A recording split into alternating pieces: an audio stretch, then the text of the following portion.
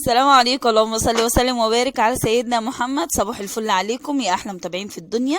اهلا بيكم فيديو جديد من يومي يا زوزو. انا خرجت يا جماعه، واخيرا بعد عذاب وبعد شقاء خرجت، فقلت اخرجكم معايا اوريكم اليوم من اوله. بصوا اليوم ده ما كانش هيتصور اصلا، ده احنا واحنا كده داخلين بور توفيق.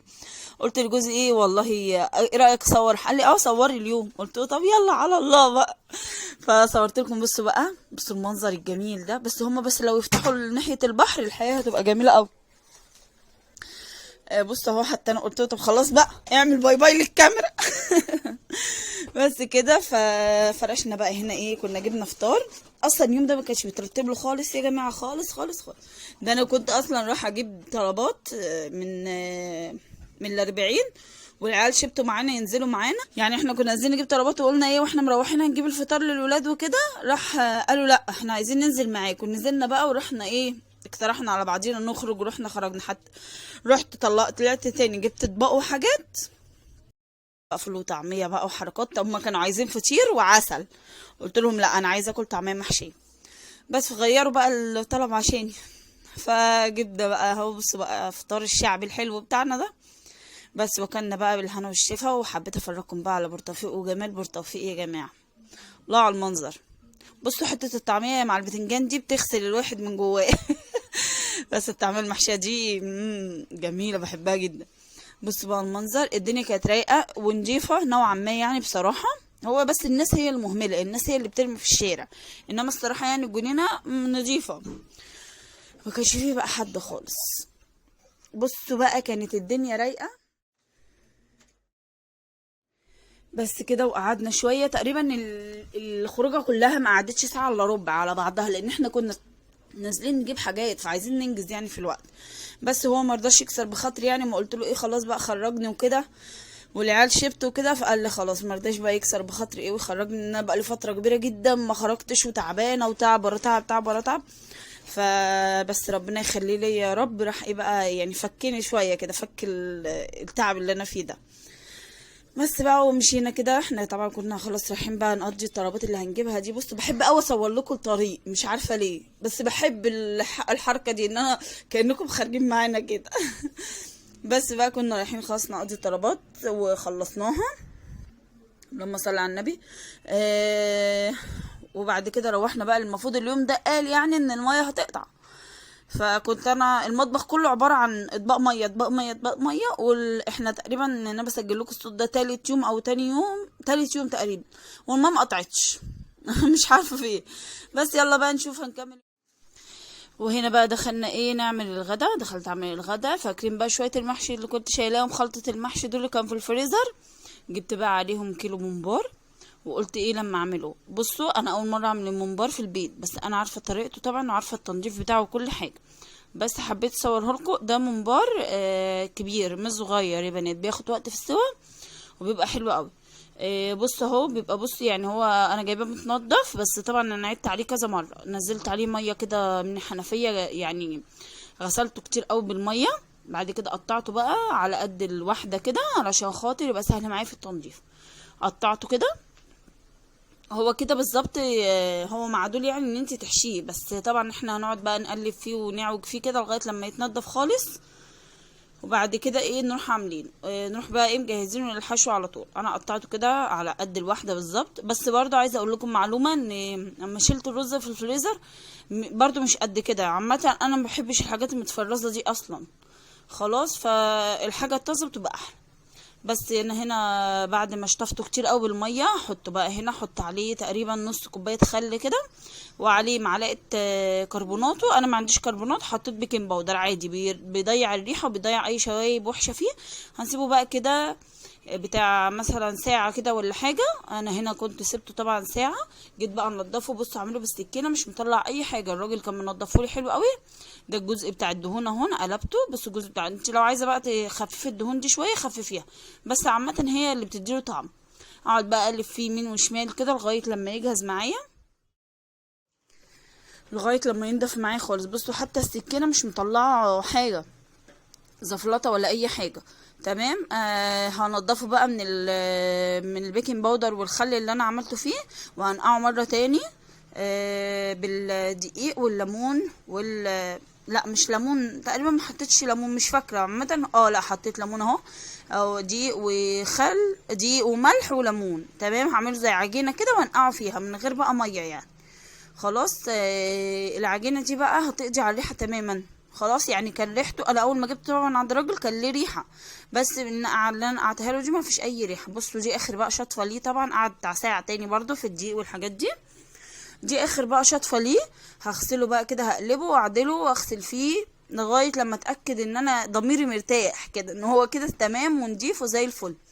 بصوا حتى الدهون عامله اهي في الطبق ازاي. بس عامه هي الدهون دي هي اللي بتحليه يا جماعه، احنا بنحشيه من ناحيه الدهون، يعني الدهون دي بتبقى لجوه. تمام. انا اول مره اعمله في البيت، اننا بناكله يعني ما بنجيبوش كتير، هي مره في السنه بناكله. آه هبه يعني اختي تبقى دابحين يعني في العيد وكده، وهي مره واحده بناكل بقى الحاجات دي في السنه، اللي هي حاجات بتاعت الذبيحه. بس عامه انا جبت الكرش قبل كده ان جوزي بيحبها، والممبار اهو يعني، وقلت بعد كده هبقى اجيبه على طول يعني. تمام. بس كده خلاص، كان شطفته شطفه حلوه قوي قوي قوي. هاجي بقى للحشو. هنا الحشو اللي أنا كنت حطيته في التلاجة، حسيت انه قليل، غسلت عليه تقريبا كوبايه رز كده وحطيتها عليه.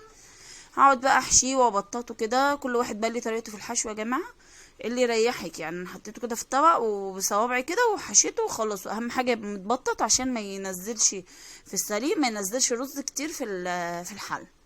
هو كده كده هينزل، بس هو اول ما تحطيه في النار اصلا هيقفل. وخلاص يعني مش هينزل رز كتير قوي يعني مبالغ فيه. خلاص هحشي بقى انا كل الكميه دي كده. طبعا كانت شاطف حلو قوي قوي قوي، بس انا عشان بحط ايديا فيه اجيب، فاللون الاحمر ده من الطماطم اللي في الحشو يعني. خلاص. بس هنحشيه بقى كده، نحشي الكميه كلها. بس يعني هو الكيلو بيبقى طبق كده صغير مش كتير، فاللي عايز بقى يكتر بيجيب بقى ب2 كيلو او 3 كيلو يعملها غدوة يعني، لو مش جنبيه حاجة كمان. خلاص. بس احنا الكيلو يعني الصراحة قضى، يعني كان حلو بالنسبة لنا، بس هو كان عايز حاجة تاني جنبيه. عايز يعني مثلا الكرشة والحاجات دي جنبيه بتبقى حلوة برضو. خلاص زي ما انتم شايفين كده انا هخلص كل الكمية اللي انا هحشيها دي. ما طلعش يعني مملة قوي في العمايل يعني. انا كنت متوقعاه ارخم من كده بكتير، لا ده طلع سهل يعني خالص. بس انا مش بعمله اصلا عشان متعوده ان انا اكله من ايد هبه يعني. بس كده حشيته. خلص بقى الكميه كلها، واكون محضره بقى ايه الميه اللي انا هنزله فيها. متنسوش بقى اللايك يا جماعه للفيديو، سبسكرايب للقناه لو انت اول مره تشوف القناه، وتفعيل زر الجرس عشان يوصل لك كل جديد، وباذن الله تكون الفيديوهات بتعجبك. وشير الفيديو على يعني صفحاتكم الشخصيه علشان القناه تكبر بيكم، وباذن الله تكون الفيديوهات مفيده ليكم ومشجعه. وباذن الله نرجع تاني نعمل الروتينات والحاجات الحلوه دي. بس ايه ربنا يسهل كده بس، والفتره اللي انا فيها دي تعدي، وباذن الله خير.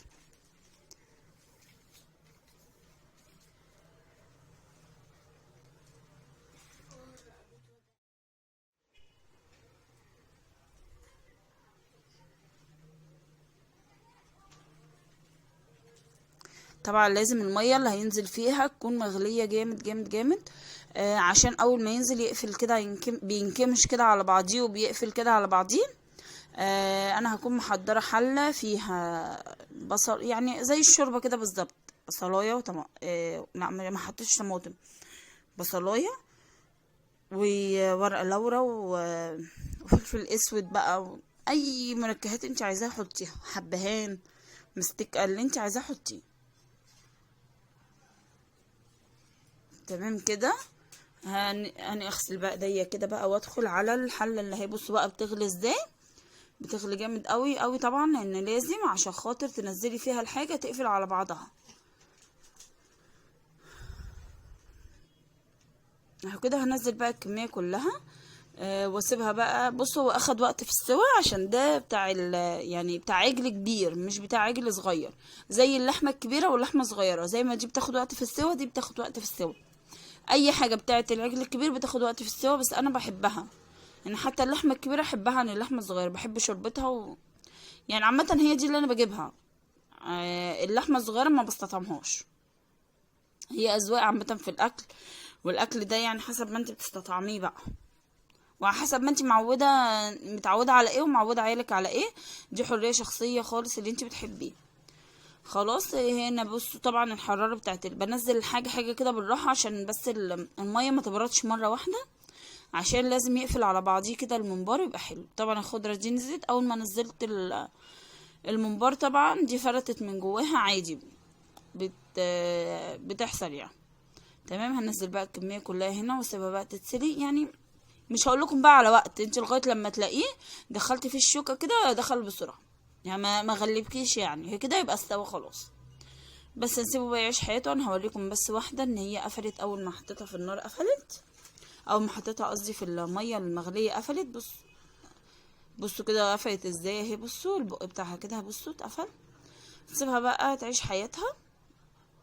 ما حطيتش ملح، حطيت ممكن ايه يعني حته سكر صغيره كده تسرع من عمليه السوا شويه. حطيتش ملح خالص. انا هنا بقى اكيد بقى للطاسه اللي انا هقلي فيها حطيت شويه زيت اهو. بصوا استوى ازاي. بصوا بقى الشوكه داخله فيه ازاي جميل. هنزله بقى هنا بقى يستوي، قصدي يتحمر بس كده. في شويه زيت مش كتير قوي مش قليل قوي، يعني تقريبا مغطيه نص الممبرايه كده. بس كده بقى هسيبه يعيش حياته. ما شاء الله كان تحفه تحفه تحفه يعني، خطير خطير. فجربوه اعملوه حلو في البيت، حاجه نظيفه تعمليها لعيالك وحاجه يعني تغيير عن الاكل اللي احنا بنعمله. وباذن الله اعمل لكم الكرشه بعد كده. الكرشه تحفه تحفه تحفه. بصوا بقى بعد ما اتحمر بقى شكله يا لهوي دهب ده ولا ايه. جميل يا جماعه. ما الناس بقى بتاعت الياقه والده ايه ومش ده ايه يركنوا على جنب. الممبار ده يا ماما ده خيال، بالذات الحته المقرمشه اللي بتبقى في الاول دي. بس كده كده خلاص. كان يومنا خلص، اتغدينا وكنا بقى رحنا لماما زياره بالليل. طبعا ايه حلينا بقى هناك. بقى احنا بنحل هناك يا جماعه. يوم الخميس ده التحليه بتاعتنا هناك عند بيت ماما. كانت هبه عامله لنا ايه كنافه بقى بالمهلبيه، بس بنحب ناكل عشان ما شايفينها ان هي مفرفطه، احنا بنحب ناكلها سخنه. هي حتى عملتها عند ماما عشان نبقى سخنه. يلا اشوفكم فيديو جديد، مع السلامه.